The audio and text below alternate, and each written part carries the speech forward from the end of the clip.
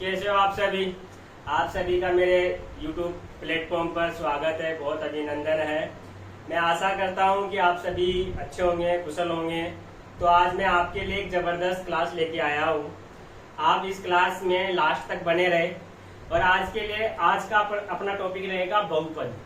जो कक्षा जो 10th की बुक है, जिसका एक्सरसाइज 3 है, उसका क्वेश्चन लेके आया हूं मैं। यहाँ से हर साल क्वेश्चन पूछता है बोर्ड एग्जाम में, और बोर्ड एग्जाम के साथ साथ यहाँ से इस प्रकार के जो भी क्वेश्चन बनते हैं वो कंपटीशन में पूछे जाते हैं। तो आज अपन जबरदस्त तरीके से इस क्वेश्चन को करने वाले हैं, और जो भी आपके डाउट है सबको अपन बाय स्टेप बाय क्लियर करते हुए आगे चलेंगे अपन। तो मैं स्टार्ट करता हूँ। सबसे पहले मैं इस क्वेश्चन पे न जाके आपकी कुछ बेसिक चीजें हैं उन पे जाऊंगा, और उन चीजों को पहले मैं क्लियर करूंगा। उन चीजों को क्लियर करने के बाद फिर इस क्वेश्चन पे आऊंगा। अभी मैं डायरेक्ट इस क्वेश्चन पे आता हूं तो आपके माइंड में बहुत सारे डाउट होंगे, जो आपको ऐसा लगेगा कि कहाँ से कौन सी चीज आ रही है, या इनमें कंसेप्ट क्या है। तो ऐसी बहुत सारी जो फैक्ट है जो मैं आपको बताने वाला हूँ इस क्वेश्चन को करने से पहले। तो आप सभी मेरे साथ बने रहिए।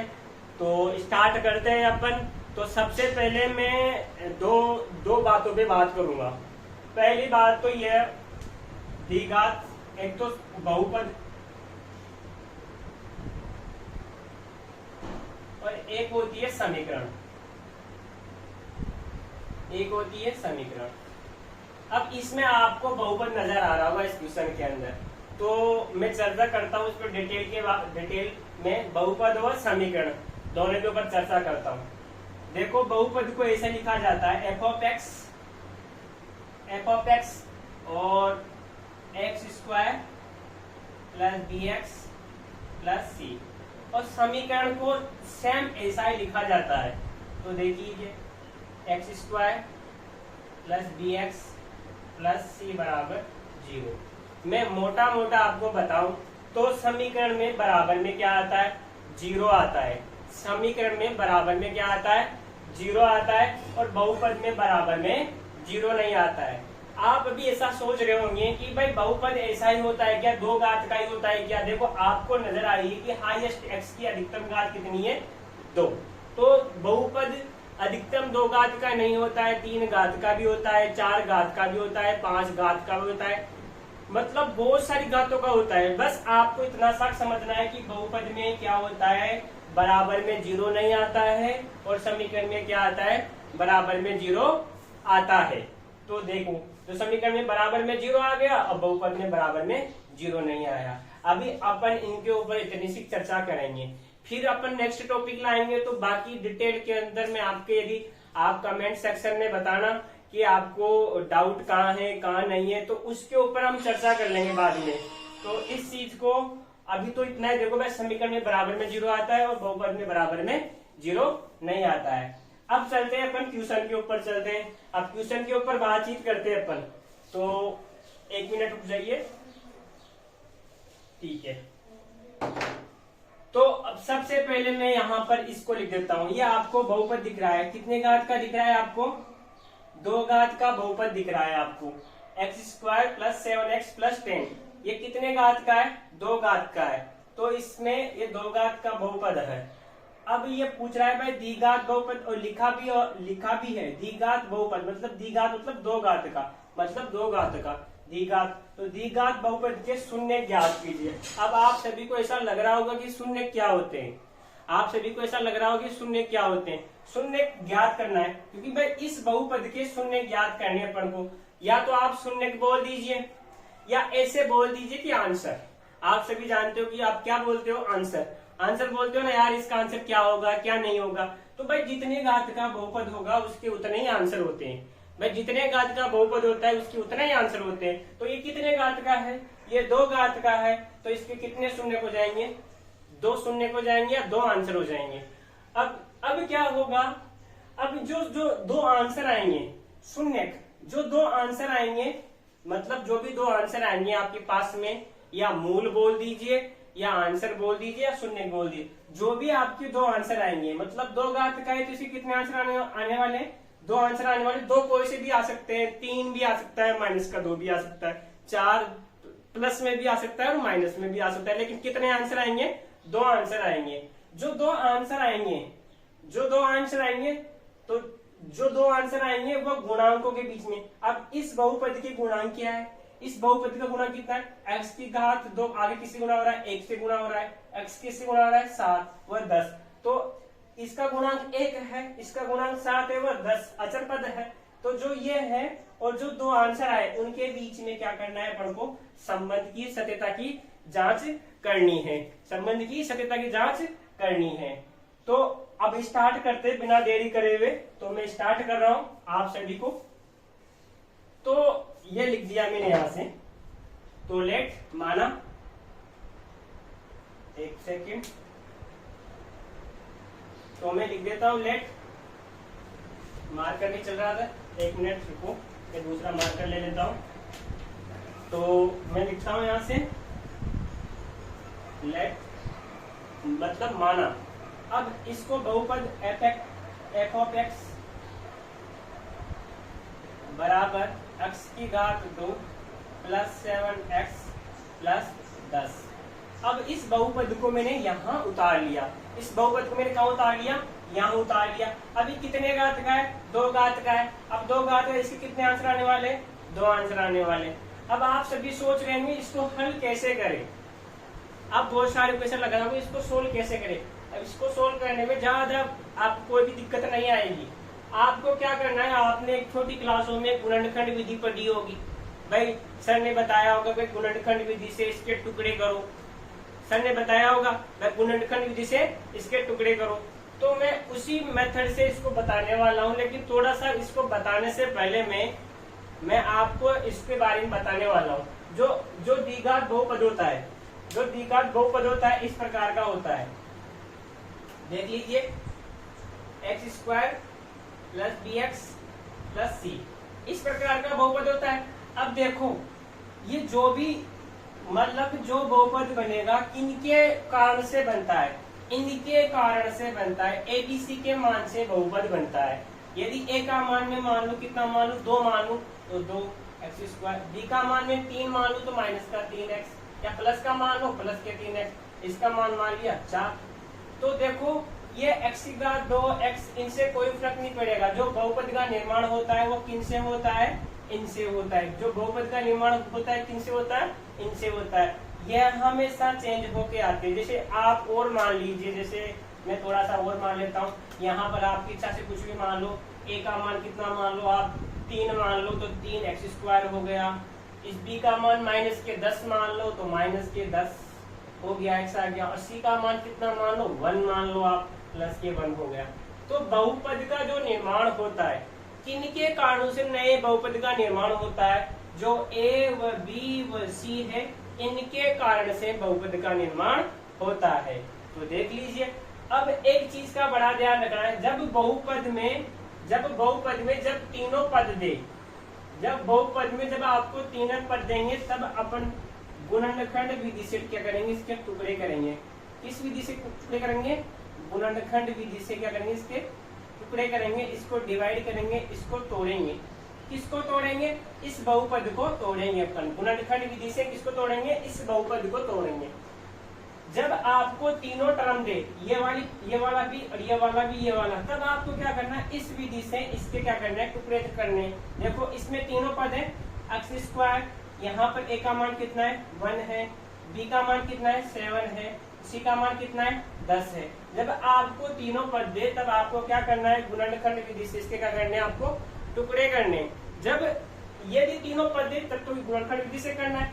यदि इनमें से ये तो हमेशा आएगा, इसको कभी वो डिलीट नहीं कर सकता। ये वाला जो पद है ना, जो हमेशा आएगा। क्यों आएगा? क्योंकि इसकी वजह से तो क्या बना हुआ है?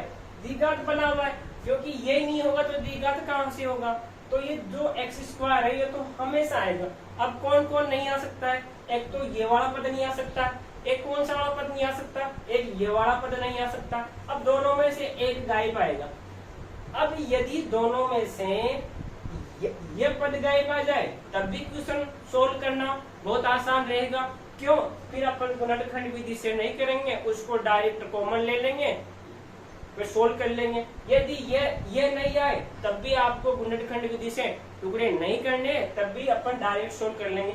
लेकिन तीनों पद आए जैसे इसमें आ रहे हैं, तब आपको गुणनखंड विधि से टुकड़े करने हैं तो करने, इसका कोई और चारा नहीं है। तो अपन अब सोल्व करते हैं। मुझे आशा है कि अब आपको समझ में आ गया होगा मैंने जो बताने की कोशिश की है। तो मैं अब स्टार्ट कर रहा हूँ इसके टुकड़े गुणनखंड विधि से क्या कर रहा हूँ, टुकड़े कर रहा हूँ। मैंने इतना प्रोसेस बताया, क्यों बताया? क्योंकि मैंने डायरेक्ट ट्यूशन लिया था। यदि मैं आपको बाई स्टेप बाई ट्यूशन करवा रहा होता तो फिर आपको इतनी दिक्कत नहीं आती। लेकिन मैंने डायरेक्ट क्लास 10th का 10वीं का तीसरी प्रश्नावली का डायरेक्ट क्वेश्चन पुटअप कर लिया मैंने यहाँ से। तो पुटअप कर लिया तो फिर इसके बारे में बताना भी जरूरी पड़ता है मुझे। जो बहुत सारे सीनियर बच्चे हैं उनको तो डायरेक्ट आ जाएगा, लेकिन जो छोटी क्लास जैसे 10th के हैं, जो पहली बार गणित पढ़ रहे हैं, उनको नहीं आएगा। तो इसकी वजह से मुझे इतना प्रोसेस बताना पड़ा। तो अपन अब स्टार्ट करते हैं इसको। तो देखिए अब मैं क्या करता हूँ, देखिए सबसे पहले क्या करना है, इस बहुपद के टुकड़े करने पड़ो। अब आपको छोटी क्लास में सर ने बताया होगा कि भाई जो बीच वाला पद होता है, तो ऐसे बोलना सिखाया होगा आपको कि भाई बीच वाले पद का जोड़ने घटाने पर तो वापिस बीच वाला पद आ जाना चाहिए, और गुणा करने पर बाहरी संख्या आ जानी चाहिए। अब बाहरी संख्या कितनी है यहाँ पर आपको, इधर तो 10 है और इधर कितना है, ये किससे गुणा हो रहा है, 1 से गुणा हो रहा है। मैं आपको बिल्कुल बेसिक से चलूंगा, बिल्कुल बाय स्टेप बाय। ऐसा आपने कहीं वो नहीं पढ़ा होगा। आपके यूट्यूब पे आप खंगाल लेना, हर एक चीज देख लेना। मैं जो मैं बता रहा हूँ ऐसा किसी ने बताया या बहुत सारे टीचर बताते हैं, लेकिन अधिकतर टीचर इसको नेग्लेक्ट करने की कोशिश करते हैं। आप मेरा मेथड पढ़ने के बाद में आपको बहुत अच्छा लगेगा, एक भी ट्यूशन गलत नहीं होगा। गुणनखंड विधि का विशेष तौर पे, गुणनखंड विधि का विशेष तौर पे एक भी क्वेश्चन गलत नहीं होने वाला है आपका।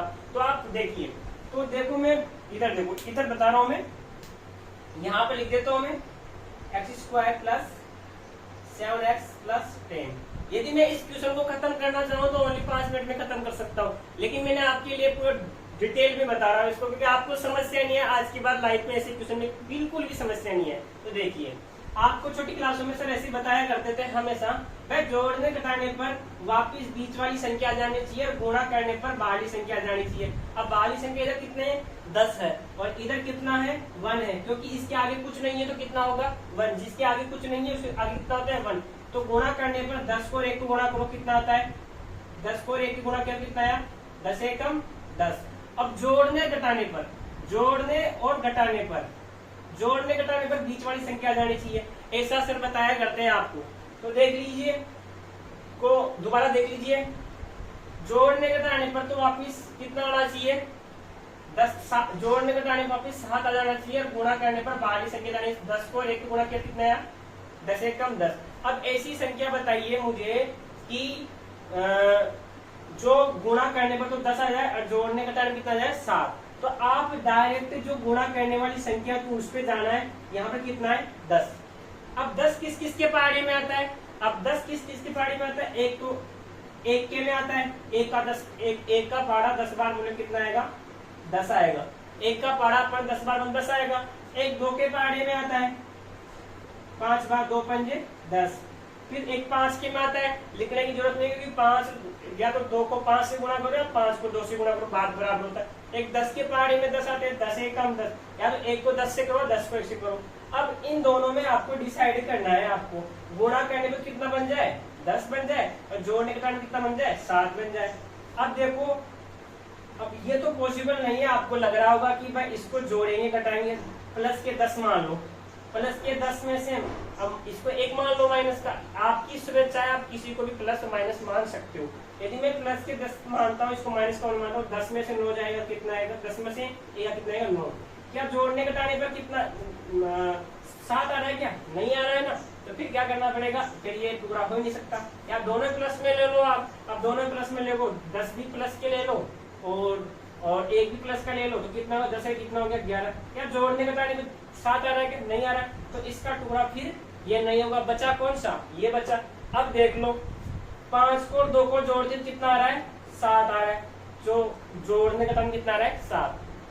5 को और 2 को जोड़ दो कितना आ गया 7 आ रहा है। क्या इन दोनों को गुणा करो 5 को और 2 को, तो 5 दूनी 10, गुणा करने पर 10 आ रहा है और इनको दोनों को जोड़ने पर कितना आ रहा है 7। तो अपना गुणनखंड कितना हो गया 2 व 5। तो यहाँ पर लिख लीजिए। अब स्टार्ट वाला पद ऐसा कैसे, टुकड़े इसके कर रहे हैं अपन, जो साइडों में उनको अपन को छेड़ना नहीं है। अब 7 के टुकड़े कितने कितने हो गए, एक तो 5x हो गया, 7x है ना प्लस 2x हो गया।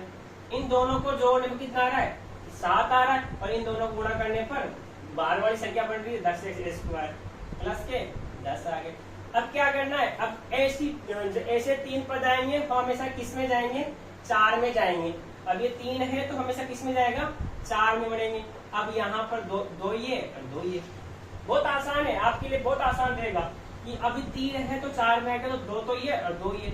अब क्या करना है, इन दोनों में क्या कॉमन आ रहा है, या तो आप ऐसा बोल दीजिए या ऐसा बोल दीजिए दोनों में किसका भाग जा रहा है, या आप ऐसा बोल दीजिए। आपकी स्वेच्छा है आप किस प्रकार बोलते हो, या आपके ऊपर छोड़ रखा है मैंने। तो या तो ऐसे बोल दीजिए दोनों में किसका भाग जा रहा है, या दोनों में से क्या कॉमन आ रहा है, या ऐसे बोल दीजिए भाई दोनों में से क्या कॉमन आ रहा है कि बाहर ले ले, या ऐसे बोल दीजिए भाई दोनों में किसका भाग जा रहा है। तो आपको देखो मैं ऐसे बोल रहा हूँ दोनों में किसका भाग जा रहा है एक्स का, क्योंकि अब एक्स का भाग जा रहा है बाहर लिख दिया, जिसका भाग जाता है उसको बाहर लिखना है।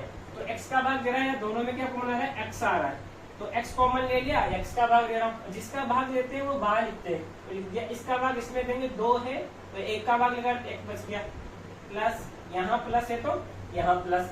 फिर क्या करना है आपको, कुछ नहीं करने का, फिर क्या करना है यहाँ पर इसका भाग इसमें लगाओगे तो x से x कट गया, कितना बचेगा 5 बच गया। अब देख लीजिए, या आप ऐसे बोल दीजिए कि भाई दोनों में क्या कॉमन आ रहा है, तो मैंने ले लिया दोनों में क्या कॉमन आ रहा है x कॉमन आ रहा है, तो x कॉमन आया तो यहाँ से बच गया x, यहाँ से बच गया प्लस, यहाँ से बच गया 5। अब देखो अब क्या करना है, जो यहाँ बचता है वही यहाँ बचना चाहिए, जब जाके अपना क्वेश्चन सही है न तो गलत है। तो क्या करना है, जो x प्लस 5 यहाँ बचा ना वही यहाँ पर x प्लस 5 बचना चाहिए, तब तो सही है, ना तो अपना क्वेश्चन क्या है गलत है।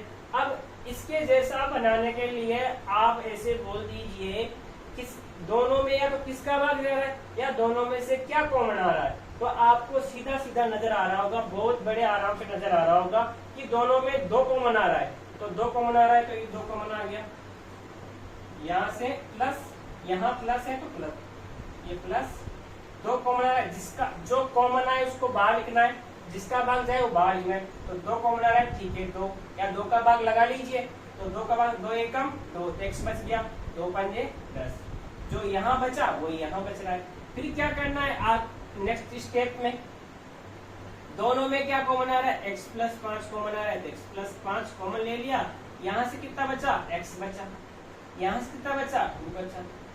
अब इसके टुकड़े, इस बहुपद के टुकड़े ऐसे हो गए, इस बहुपद के टुकड़े ऐसे कितना आ गया, इस बहुपद के टुकड़े कितना आ गया x प्लस 5 हुआ x प्लस 2। अब क्या करना है, बहुपद में बराबर में 0 नहीं होता है, तो फिर अपन को क्या करना पड़ता है, क्योंकि अपन को शून्य ज्ञात करने, आंसर ज्ञात करने, तो फिर क्या करना पड़ेगा f ऑफ x को क्या करना है अपन को 0 के बराबर मानना पड़ेगा। तो मैं इसको 0 के बराबर मान रहा हूँ, तो f of x equal to 0 ये मैंने मान लिया लेट। अब इसको मैंने 0 के बराबर माना तो ये भी 0 के बराबर होंगे, तो ये मान लिया, तो x प्लस 5 और x प्लस 2 बराबर 0। तो ये पूरा 0 के बराबर है, तो ये भी तो 0 के बराबर होगा, मतलब ये भी 0 के बराबर, ये भी 0 के बराबर, तो दोनों 0 के बराबर, तो x प्लस 5 बराबर 0, तो ये 0 के बराबर, तो ये भी 0 के बराबर होगा, कौन x प्लस 2 भी 0 के बराबर होगा, x प्लस 2 बराबर 0। अब यहाँ से कितना आ गया x बराबर, अब ये इधर जाएगा किस में आएगा माइनस के 5 आएगा, ये इधर जाएगा x बराबर माइनस का 5, प्लस के 5 उधर जाएंगे तो माइनस के 5 और प्लस के 2 उधर जाएंगे तो माइनस के 2।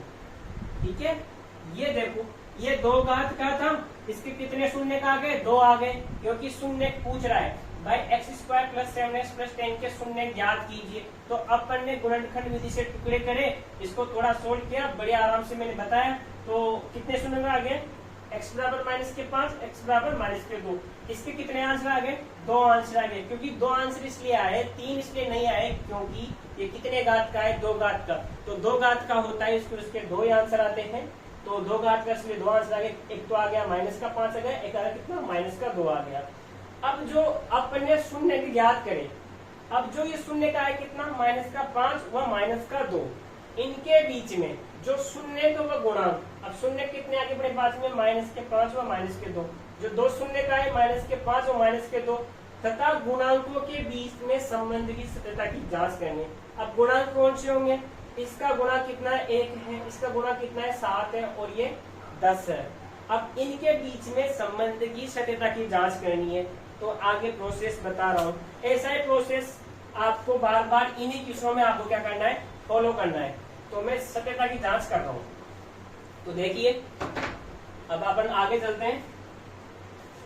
यदि मैंने इस क्वेश्चन को इतना डिटेल में लिया है, इतना डिटेल में लिया है, बिल्कुल बेसिक से, बिल्कुल बेसिक से इस क्वेश्चन को मैंने बहुत डिटेल में लिया है। आपको इस क्वेश्चन को देखने के बाद में आपको कहीं जाने की जरूरत नहीं पड़ेगी, क्योंकि मैंने इस क्वेश्चन को बिल्कुल जमीन में से खोद दिया है। तो आपके आज के बाद इस क्वेश्चन में डाउट ही नहीं रहेगा। तो देखते हैं, सत्यता की जांच करते हैं इसकी। तो देखिए, तो सत्यता की जांच करते हैं। सत्यता की जांच।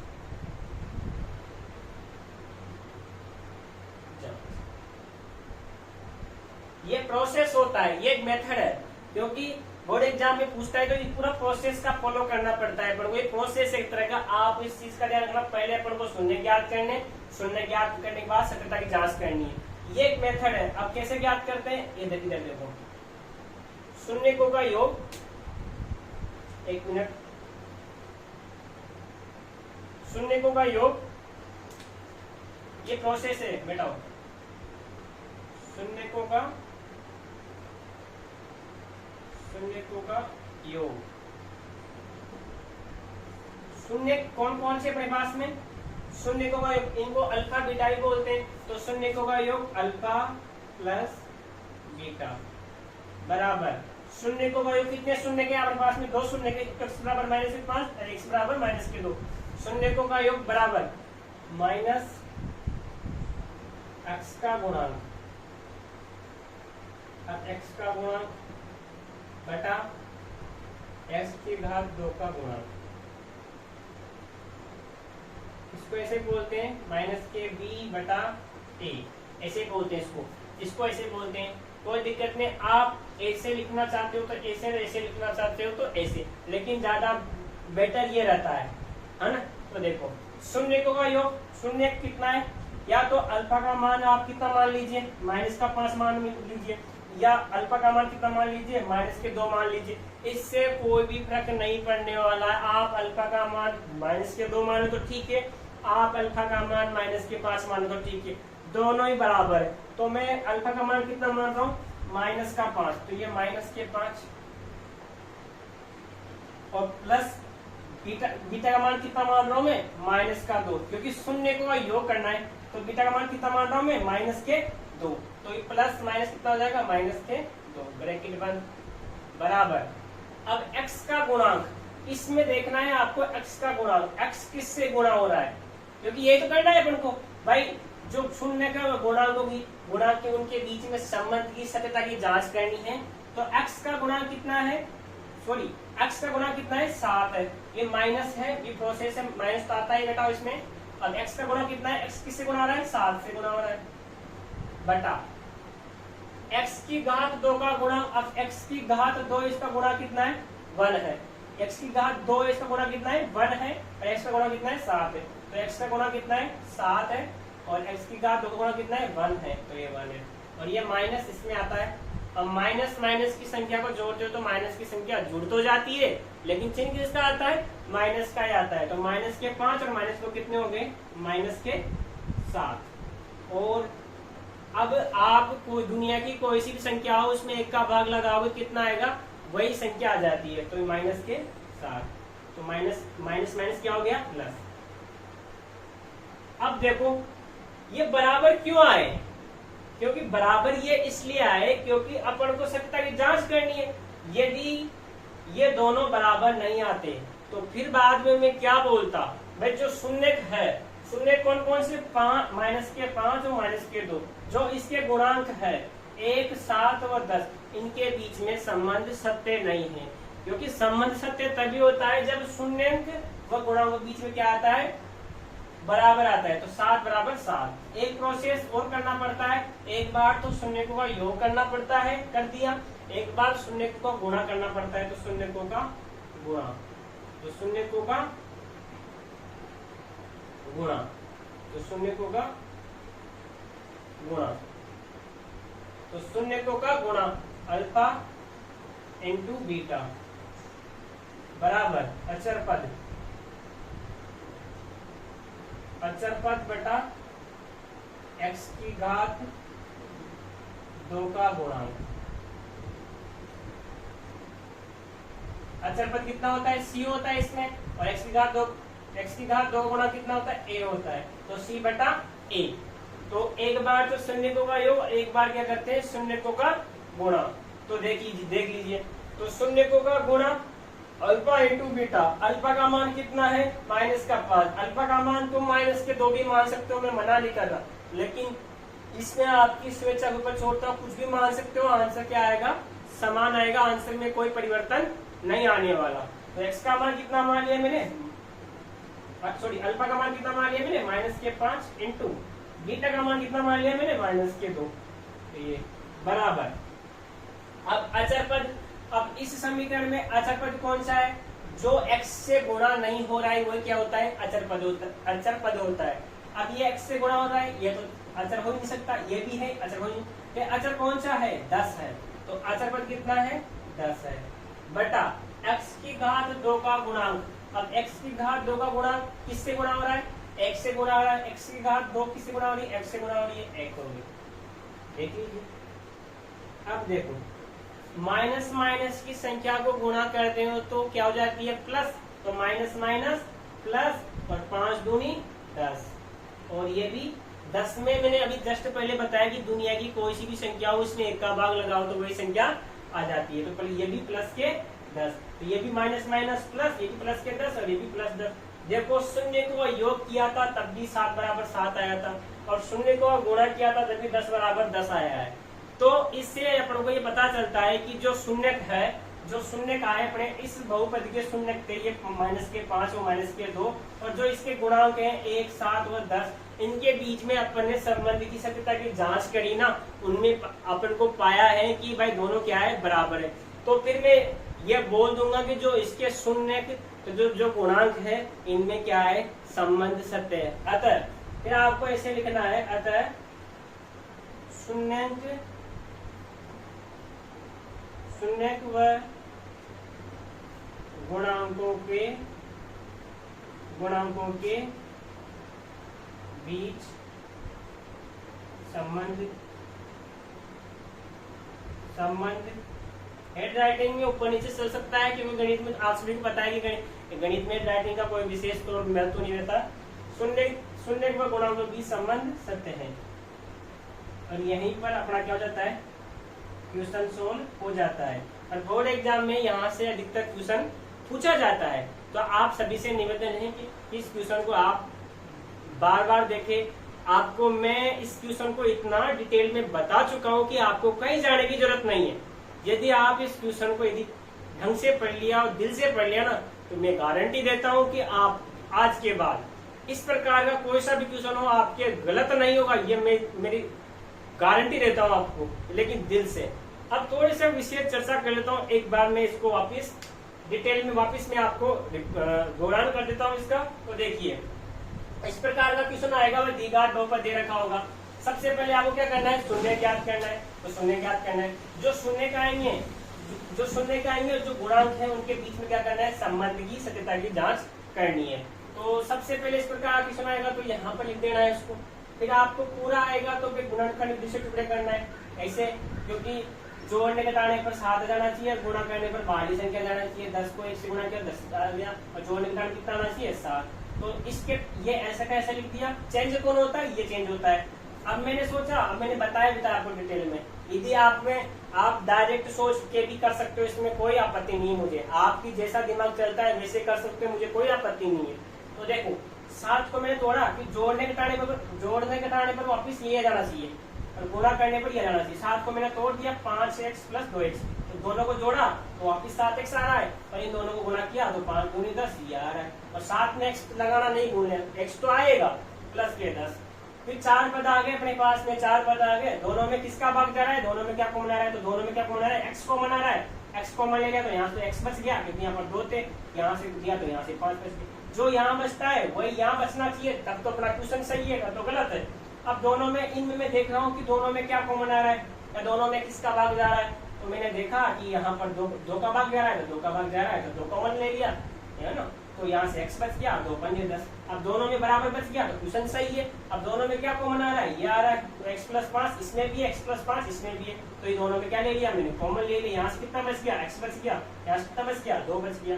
फिर क्या होता है, बहुपद में मतलब बराबर में 0 नहीं आता है, तो फिर क्या कर दिया मैंने, इसको क्या कर दिया, बहुपद को बराबर 0 मान लिया, ये 0 के बराबर है तो ये भी 0 के बराबर होगा, तो ये मैंने रख दिया, एक बार इसको 0 के बराबर रख दिया, एक बार इसको रख दिया, इसको ये रख दिया, इसको ये रख दिया, ये इधर जाएगा तो माइनस का 5 हो गया, और ये इधर जाएगा तो माइनस का 2 हो गया। कितने घात का था, 2 घात का, तो कितने आंसर आ गए, 2 आंसर आ गए, 2 आंसर बोल दो या 2 शून्य बोल दो, कितना आ गया, माइनस के 2, माइनस के 5 और माइनस के 2। फिर क्या करना, ये प्रोसेस होता है, ये मेरी मर्जी से नहीं है, ये एक तरह का प्रोसेस होता है, 3 नंबर का क्वेश्चन आता है तो इसका फॉलो ऐसे करते हैं अपन, है ना। तो क्या करें, सत्यता की जांच, क्योंकि ये पूछ रहे हैं शून्य का गुणांकों के बीच में संबंध की सत्यता की जांच करनी है, तो फिर कैसे करते हैं, जो शून्य का है माइनस के 5 और माइनस के 2, और जो गुणांक इसके, इसका गुणांक 1 है, इसका गुणांक 7 है, इसका गुणांक 10 है, इनके बीच में क्या करना है, संबंध की सत्यता की जांच करनी है। तो प्रोसेस क्या है, ये प्रोसेस है। तो एक बार तो क्या करते हैं, शून्य को का योग, एक बार क्या करते हैं, शून्य को का गुणा, ये प्रोसेस है, आपको भी करना पड़ेगा, है ना। तो शून्य का योग अल्फा प्लस बीटा बराबर माइनस एक्स का गुणांक बटा एक्स की घात 2 का गुणांक। बहुत सारे टीचर ऐसे लिखवाते हैं माइनस के बी बटा ए, लेकिन मुझे वो अच्छा नहीं लगता है, लेकिन मैं दोनों को लिखवा देता हूँ, बच्चे कंफ्यूज में नहीं रहते हैं। तो देखो अल्फा का मान कितना मान लिया मैंने, माइनस का 5, आप अल्फा का मान ये भी मान सकते हो, मुझे कोई आपत्ति नहीं है, लेकिन मैंने ये मान लिया। अल्फा का मान कितना, माइनस के 5 प्लस, और बीटा का मान कितना है यहाँ पर, माइनस के 2, तो प्लस माइनस क्या हो गया, माइनस के 2 बराबर x का गुणांक, इसमें देखना है x किससे गुणा हो रहा है, 7 से हो रहा है, तो 7, और सूत्र में क्या है, माइनस बटा x की घात 2 का गुणा कितना है, x की घात 2 गुणा 1 है, तो ये लिख दिया मैंने।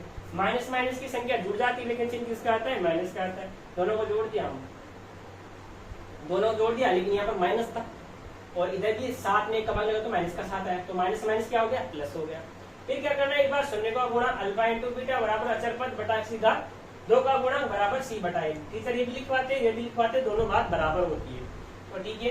तो अल्फा का मान कितना है, माइनस का 5 है, बीटा का मान कितना है, माइनस का 2 है, अचर पद कितना है, यहाँ पर देखो 10 है, x का 2 है 1, तो माइनस माइनस संख्या गुणा हो जाती है, हो तो जाती है, लेकिन माइनस माइनस संख्या गुणा हो तो जाती है, लेकिन चिन्ह किसका आता है, प्लस का आता है, तो 5 गुणित 10 प्लस 10, तो बराबर आ गए, यहाँ पर भी बराबर है, यहाँ पर भी बराबर, तो ये दोनों जगह बराबर होगा, तब तो अपने से लिखेंगे शून्य के गुणांकों के बीच में क्या है, संबंध सत्य है। यदि यहाँ पर बराबर नहीं आएगा तो आपको लिखना है कि जो शून्य व गुणांकों के बीच में संबंध असत्य है। इस क्वेश्चन को मैंने बहुत विस्तारित रूप में बताया, आपको बहुत डिटेल में बताया। तो एक क्वेश्चन इसी का और देख लेते हैं अपन, लेकिन उसमें इतना टाइम नहीं लेंगे। यहाँ पर मैंने क्या किया है, यहाँ पर मैंने गुणनखंड विधि से टुकड़े करे हैं। अब मैंने एक चीज बताई थी भाई इन दोनों में से एक पद गायब आ जाए तो उसमें फिर आपको गुणनखंड विधि से टुकड़े करने की जरूरत नहीं है, डायरेक्ट आपको क्वेश्चन सोल्व हो जाता है। तो मैं एक ऐसा एग्जांपल लेता हूँ डायरेक्ट, तो ऐसा एग्जांपल ले लेता हूँ मैं इस क्वेश्चन थोड़ा चेंज कर देता हूँ। क्वेश्चन वही रहने वाला है, बोलते तो ऐसे ही कि भाई गुणनखंड विधि से टुकड़े करते हैं, लेकिन फिर उसमें क्या होता है, बोला नहीं जाता। तो पूरा प्रोसेस वही रहने वाला है,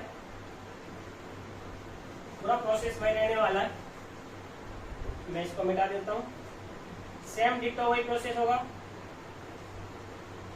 बस क्वेश्चन थोड़ा सा चेंज हो रहा है, बस कुछ नहीं हो रहा है।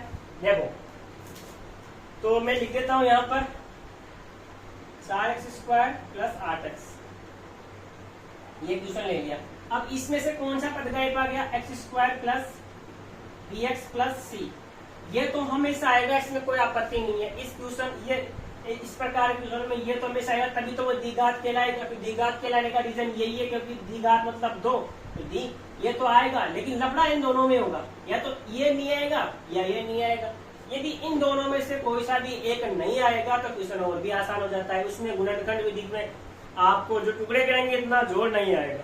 तो अब इसमें कौन सा पद गायब है? देखो ये तो ऐसे कैसे आ रहा है क्योंकि का मान 4 है, x ऐसे कैसे आ रहा है, d का मान 8 है। अब इसमें कौन सा पद नहीं आ रहा? c कितना है इसमें? c आपको नजर आ रहा होगा, c का मान कितना है यहाँ पर? 0 है। c का मान कितना है यहाँ पर? 0 है। c का मान कितना है? 0। यहाँ पर c का मान कितना है? 0 है। ये है नहीं है तो इसको लिखने की जरूरत नहीं है। अब इस क्वेश्चन को अपन करते हैं, बहुत कम टाइम में करते हैं ना। तो देखिए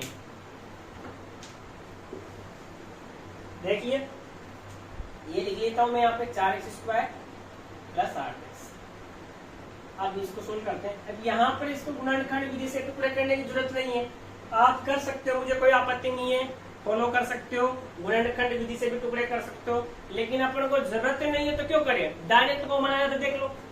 अब ये देखो आप दोनों में किसका भाग जा रहा है, या दोनों में क्या कॉमन आ रहा है? तो दोनों में क्या कॉमन आ रहा है? 4x कॉमन आ रहा है। देखो आ रहा है नहीं आ रहा? तो 4 एक कम 4 और x का भाग से तो x आ गया, 4 दूनी 8, x का भाग इसमें लगाया तो x करते हैं। अब यहाँ पर आपको गुणा करने की मतलब गुणनखंड करने की जरूरत पड़ी क्या? नहीं पड़ी ना। देखो ये वाला बहुपद था अपने पास में देगा, तो ये डायरेक्ट ही सोल्व हो रहा था, गुणनखंड करने की कोई जरूरत नहीं थी मुझे।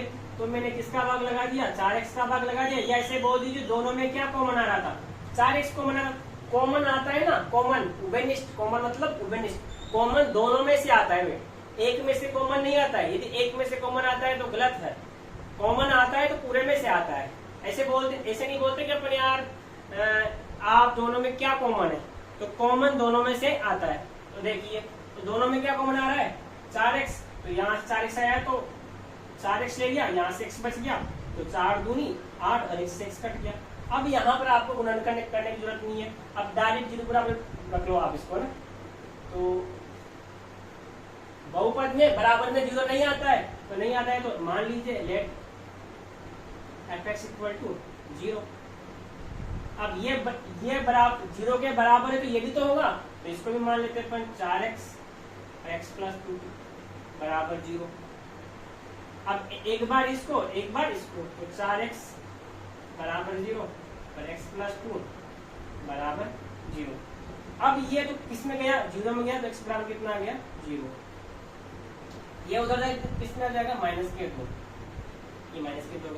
अब ये देखो कितने घात का था? 2 घात का, तो 2 कितने आंसर आए? 2 आंसर आ गए। मैंने पहले भी बताया था, अभी भी बता रहा हूँ, जितने घात का होगा उसके उतने ही आंसर आने वाले हैं। तो 2 घात का है तो इसके 2 आंसर आ गए। अब 2 घात का इसके कितने शून्य का आ गए? 2 शून्य का। 2 शून्य कौन कौन से हैं? 0 और -2। तो इसके शून्य का अपने क्या कर लिए? याद कर लिए। अब जो शून्य का है ये 0 -2, जो शून्य का है और जो इसके गुणांक है कितना? 4 और 8, इनके बीच में संबंध की सत्यता की जांच करनी है। वही तो पूछा है, जो शून्य का गुणांक के बीच में क्या करना है? संबंध में सत्यता की जांच करनी है। तो 0 और -2 जो शून्य है और जो इसके गुणांक है 4 व 8, इनके बीच में संबंध की सत्यता की जांच करनी है। वही प्रोसेस जांच करने का ये। अब शून्य का योग और शून्य का गुणा ये दोनों है, याद रखना है इस चीज को, ये इसके बगैर नहीं होगा। तो देखते हैं अल्फा प्लस बीटा, शून्य का योग, ये शून्य का है, शून्य को का योग। अल्फा का मान तुम ये भी मान सकते हो और अल्फा का मान तुम ये भी मान सकते हो, मुझे कोई आपत्ति नहीं है। अल्फा का मान कितना हो गया? 0 और बीटा का मान कितना है? -2, तो प्लस माइनस -2 बराबर x का गुणांक। अब x का गुणांक कितना है इसमें? देखो आप x किससे गुणा हो रहा है? 8 से, तो ये माइनस उत्तर में है। ये माइनस x किससे गुणा हो रहा है? 8 से हो रहा है, तो 8 बटा x की घात 2 का गुणा। x की घात 2 किससे गुणा हो रहा है? 4 से हो रहा है, तो 4 हो गया। 0 में से -2 जाएंगे तो -2 आएंगे, और 8 में 4 का भाग लगाओगे तो 4 दूनी 8, तो -2, माइनस माइनस प्लस। इसी प्रकार क्या करना है? एक बार शून्य को गुणा करना है आपको। अल्फा का मान कितना है आपके पास में? शून्य। अल्फा का मान या तो अल्फा इसको मान लीजिए, अल्फा इसको मान लीजिए। मैंने पहले बताया आपके ऊपर स्वेच्छा है, तो अल्फा का मान मैंने 0 मान लिया, तो 0 बीटा का मान कितना है, माइनस का 2 है, तो माइनस का 2 है बराबर अचर पद। अब इसमें अचर पद नहीं है, वो आता है ना सी, वो आता है ना x square plus B x plus c. अब इसमें ये तो ये दिख रहा, ये तो ये दिख रहा, लेकिन सी थोड़ी है, इसमें सी का मान कितना है, 0 है, तो 0 है तो सी का मान कितना, मान अचर पद कितना है इसमें 0 है, तो अचर पद कितना हो गया 0 है। और x की घात 2 का गुणा, x की घात 2 का गुणा कितना है 4 है, तो 4 आ गया। अब आप दुनिया की कोई सी भी संख्या होती है उसको आप 0 से मल्टीप्लाई करते हो तो कितना आता है, 0 आता है। और दुनिया का कोई सा नंबर होता है 0 में, यदि दुनिया की कोई सी भी संख्या का भाग लगा कितना आता है, हमेशा 0 आता है। तो 0 बराबर 0 प्लस 2 बराबर 0, तो यहाँ पर भी बराबर, यहाँ पर भी बराबर, तो लिख देंगे अपन जो इसके शून्यक है और जो इसके गुणांक है इनके बीच में क्या है, संबंध सत्य है। यही अपना प्रोसेस होता है। यहाँ से हर साल बोर्ड एग्जाम में क्वेश्चन पूछता है, पुटअप करता है यहाँ से, और बहुत बेटर है ये बोर्ड एग्जाम की दृष्टि से और बाकी और भी कंपटीशन की दृष्टि से बहुत ही इम्पोर्टेंट है। आप इस क्वेश्चन को आप बिल्कुल मेरे इस वीडियो को 2-3 बार क्लिक कर करके देखना। आपको आज की क्लास के बाद आपको बहुपद पढ़ने की कतई भी जरूरत नहीं है इस प्रकार के।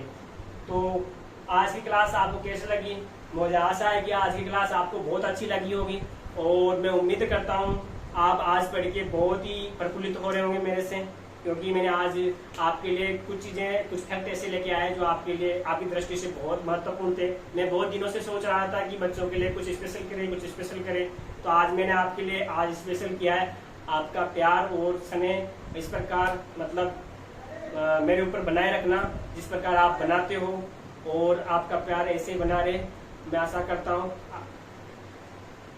विदा लेते हैं आपसे, तो ओके, फिर मिलते हैं नेक्स्ट क्लास में। Okay bye.